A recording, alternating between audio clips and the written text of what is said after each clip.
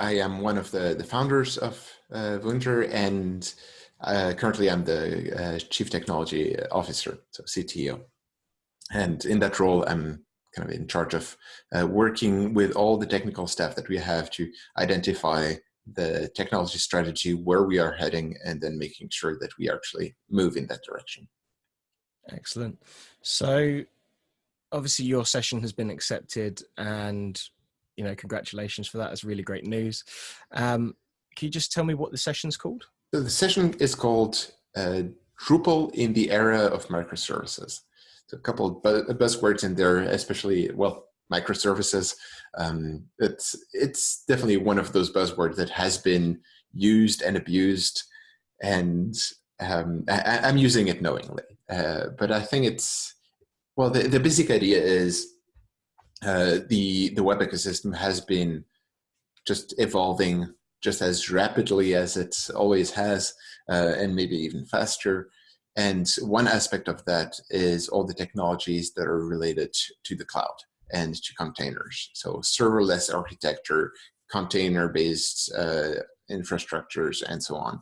And these are all very exciting. Sometimes they're used just because, not with a good reason, but there are also plenty of excellent uses of that. And one of the main benefits that these approaches provide is a much faster development pace. So having the possibility to have multiple teams work together without stepping on each other's feet. So I think it's as much a cultural change as it is a technical change. But on the technical level, there are certain things that have some prerequisites in terms of how you deal with data, with databases, and so on.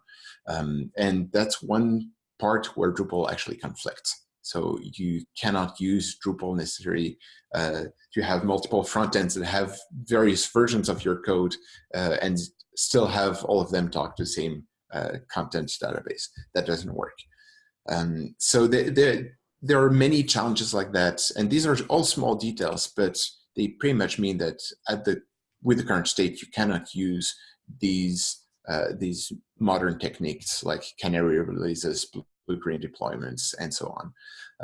And that's what I want to look at in this session, seeing if we wanted to push Drupal to using these kind of techniques and these kind of processes, what would it take?